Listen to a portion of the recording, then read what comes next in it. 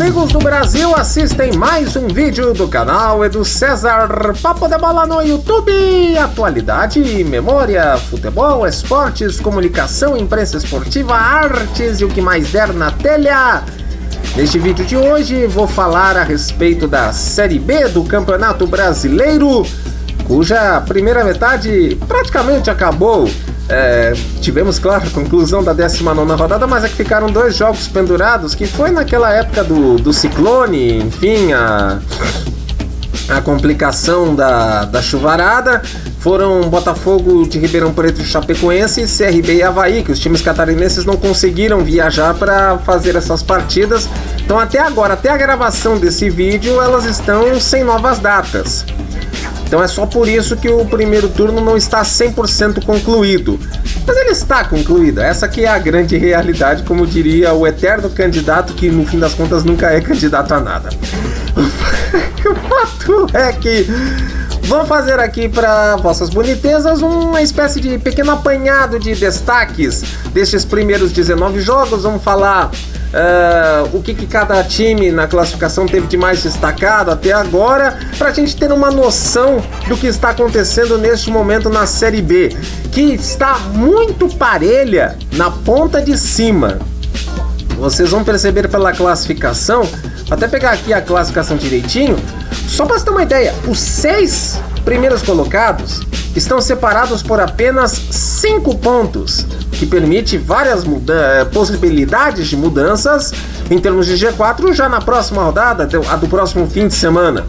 Lá embaixo há 2 encaminhamentos, um deles então nem se fala, mas também há boas possibilidades de disputa para as vagas restantes que levarão à terceira divisão. E é isso que será alvo a partir de agora nesse vídeo. O líder ao fim do primeiro turno da Série B foi o Vitória, que terminou com 37 pontos. Aí ao lado você tem a classificação. Eu fiz uma espécie de 3 recortes para melhor falarmos a respeito do que foi este primeiro turno da segunda divisão.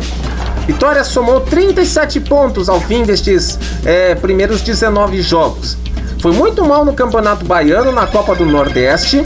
Aí ele melhorou da água pro vinho quando veio a Bezona, porque ganhou as 5 primeiras partidas. Depois teve um momento instável, onde teve 4 vitórias, 1 empate e 6 derrotas. Mas se recuperou com 3 vitórias consecutivas. A última delas foi essa que a gente viu, o 1-0 sobre a Chapecoense, com o gol do Léo Gamalho aos 43 minutos do segundo tempo. É o time que mais ganhou jogos até agora, com 12 vitórias. E ele tem muita força em casa, jogando no Barradão. 7 vitórias nos seus 9 mandos de campo até aqui. E além disso, é um dos 2 ataques mais positivos da competição, com 29 tentos.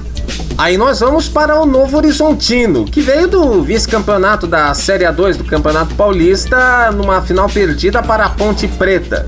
Teve um começo irregular de 2 vitórias, 2 empates e 2 derrotas, mas aí decolou de vez quando ganhou 7 jogos seguidos. Veio então uma instabilidade, um empate e 3 derrotas, mas ganhou 2 consecutivas e já voltou às boas, e uma delas foi importantíssima dessas 2 vitórias, que foi a do último sábado, 1-0 fora de casa sobre nada mais e nada menos que o Criciúma. E é, por sinal, a grande característica do Tigre Paulista bater os adversários nos domínios deles. Das 11 vitórias que obteve, 6 foram nos campos dos adversários. Aí nós vamos para o Vila Nova, o terceiro colocado, que aumentou para 18 anos, chegou para a Série B, aumentando para 18 anos a sua seca de títulos, 100 títulos do Campeonato Goiano.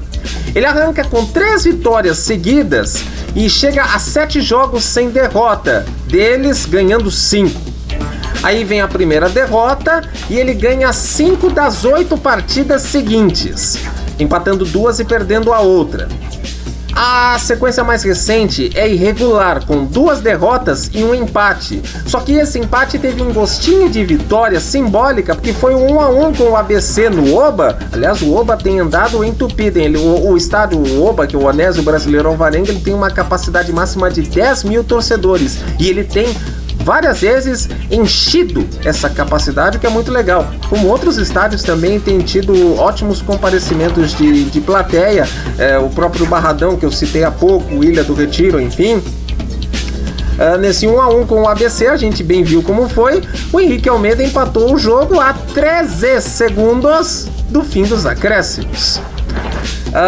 No Oba, o Vila Nova ganhou 6 e empatou 3 até agora. Tem a defesa menos azada da competição, com 8 gols sofridos apenas, e é um dos 3 menos derrotados, somente 4 derrotas.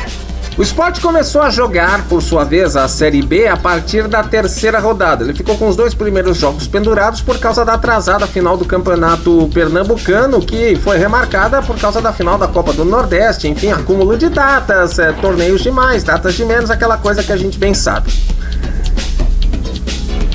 Aí ele ficou invicto nos primeiros 5 jogos, sendo 3 deles vencidos. Depois perdeu a primeira e aí emendou 3 vitórias para uma série de 8 jogos sem derrota. Destes 8 ele ganha 6. Aí tem uma sequência de 4 fracassos, 3 deles perdidos. Mas a reabilitação veio agora na última rodada com a vitória fora de casa sobre o Sampaio Correia, o que deu uma motivação também dentro de campo a um time que ficou motivado fora dele, com o festeira que a gente viu no aeroporto de Recife, e com o retorno do Diego Souza, que volta a ser jogador rubro-negro depois da última passagem pelo Grêmio. O Sport é outro dos 3 times menos derrotados até agora, somente 4 baixas. Aí nós passamos para o campeão catarinense, o Criciúma, que arrancou com 3 vitórias e 6 jogos de invencibilidade. Destes 6, ele ganha 4. Aí vem um perde e ganha, de 3 derrotas e 3 vitórias. Perde um, ganha um, perde um, ganha um, perde um, ganha um. Na sequência, mais 5 jogos de invencibilidade, 3 deles vencidos. Só que a 5ª partida desta série invicta também foi a primeira de uma sequência de 3 sem vitória, que é prosseguida por 2 derrotas. A última delas a gente viu que foi essa para o Novo Horizontino no Heriberto Wilson no último sábado. E é um porém que o Criciúma tem tido. O Criciúma, que aliás é outro time que tem lotado bastante o seu estádio, o Heriberto Wilson, mas não tem prevalecido tanto quanto deveria, porque de 10 mandos de campo ele até ganhou 6, que também é pouco, né? Ganhar 6 de 10. Perdeu 3 deles. Aí está um problema para o Criciúma resolver no retorno. E fechando esse grupo de 6 times que vão movimentar o G4 na 20ª rodada neste fim de semana, temos o Guarani, que ganha os 3 primeiros compromissos dele, mas que fatura apenas e tão somente 1 dos 9 seguintes. Destes 9 ele perde 4. Para voltar às boas, ele ganha 5 das 7 partidas posteriores, empatando outra e perdendo outra, somando 10 pontos nos últimos 12 disputados, e por isso que ele chega nessa condição de ficar com possibilidade de G4 agora no fim de semana. Uma força dele está em casa, no Brinco de Ouro, onde ganhou 7 de 9 jogos até agora. Outro empatou e outro perdeu. E nós vamos então para o segundo recorte que eu faço da classificação. Você também confere aí ao lado para saber direitinho a posição, os demais dados, enfim. Mirassol na 7ª posição. Ele empata apenas e tão somente um dos seus primeiros 15 jogos. Destes 15 ele ganha 8 e perde 6. E o cachorro latindo fortemente. Meu Deus do céu, mas é problema de quem faz a coisa de casa e não de um escritório, estúdio, enfim. Durma-se com um barulho desses. Ou melhor, não durma-se com um barulho desses. As 2 últimas destas 6 derrotas abriram uma série de 5 insucessos consecutivos. Mas agora ela é positiva de 4 atuações por causa de 3 empates. 3 empates aos quais se somou a vitória do domingo de manhã sobre o Tombense. Saindo do Mirassol, nós vamos para o Juventude, que teve um início desastroso. 3 derrotas de cara, ele perde 5 dos seus primeiros 6 jogos, ganha o outro.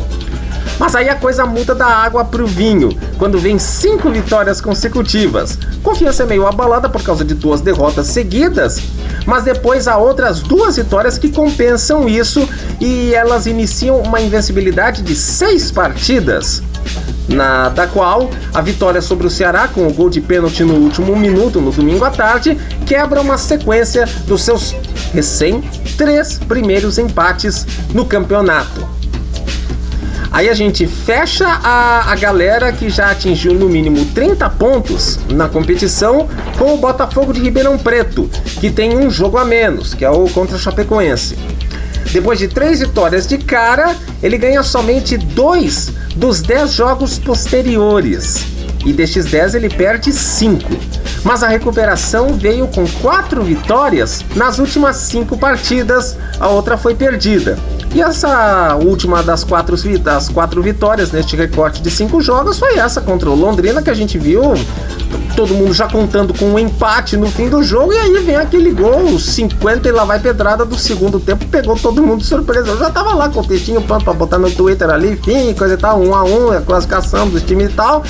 Tive que mudar em cima da hora. E graças a Deus que existem os simuladores. Os simuladores pelos quais você consegue a classificação em tempo real, botando ali o resultado bonitinho de cada jogo. Se não é aquilo, eu ia ter que quebrar a cabeça, porque um dia eu já fui bom de matemática. Hoje eu reconheço que sei muito pouco, mas consigo saber que 64 minutos no letreiro do placar significa 19 minutos do segundo tempo. Fora isso, aí nós vamos pro Ceará, que fecha esse segundo recorte que eu faço. Ceará é o único time que tem o saldo de gols zerado até agora nesta Série B. Depois tem o Atlético Goianiense, que é quem mais empatou, 9 jogos, ele tem 9 empates, e é um dos 3 que menos perdeu partidas. Ele tem apenas 4 derrotas, além de ter, os outros são o Vila Nova e o Sport. Além dele ter a pior defesa, o Dragão tomou 28 gols até agora. O CRB é o outro que tem um jogo a menos, o contra o Avaí, e é o primeiro na classificação que tem mais derrotas do que vitórias, 8-7. E aí chega a Ponte Preta, que é a dona do pior ataque desta segundona, com apenas 10 gols. Tá difícil de ver gol da macaca nessa bezona, hein? Valha-me, senhor amado! Aí o terceiro recorte que eu faço, e você continua com a classificação vista aí ao lado, começa com o Ituano, que não vence há 4 jogos e que ganhou somente um dos 8 últimos. Ainda que desses 8 ele só perdesse 3. Ituano é um time que não tem feito fazer valer o fator mando de campo, porque depois que ele ganha as 2 primeiras em casa no Novelli Júnior, só venceu uma das 7 seguintes.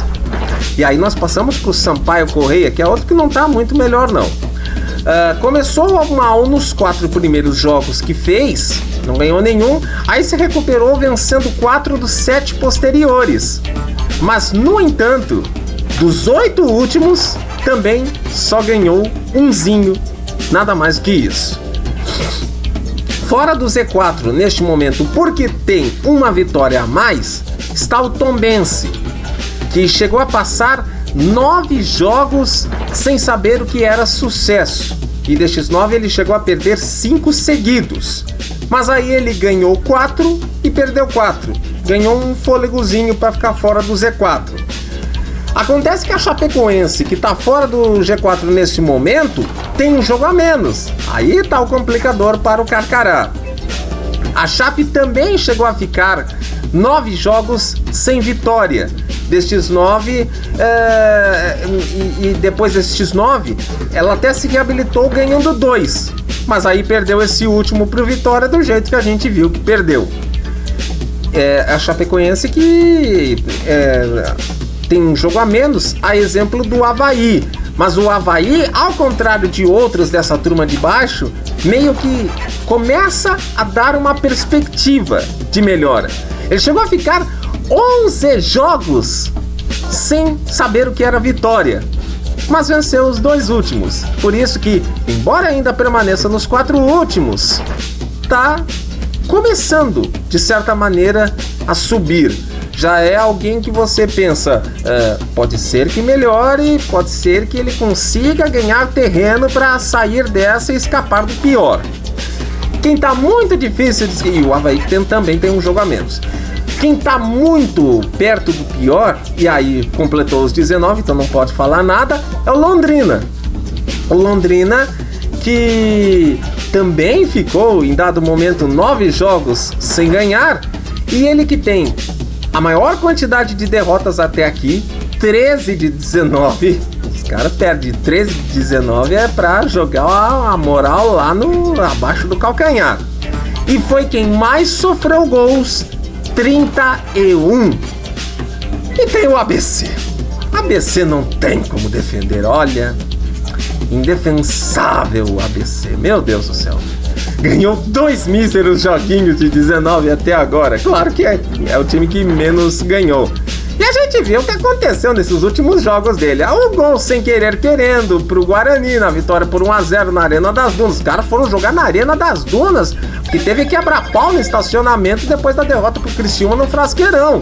Olha o gramado, a gente precisa dar um trato no gramado do Frasqueirão. Fugiram do Frasqueirão, tá na cara. Foram jogar na Arena das Dunas esperando que lá a coisa também melhorasse. Enfim, aquela mística, novos ares podem significar coisas boas. Não deu em nada.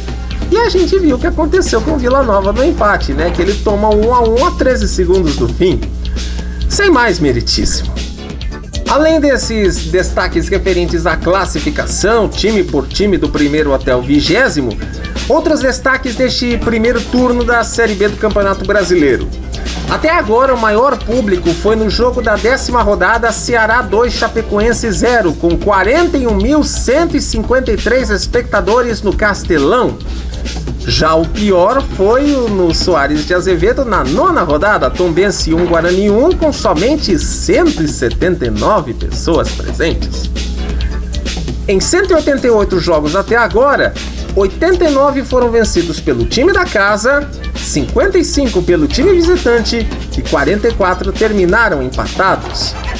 Os marcadores mais repetidos até agora foram 1-0 para o time da casa em 35 vezes, 1-1 em 25 e 1-0 para o time visitante em 19 vezes.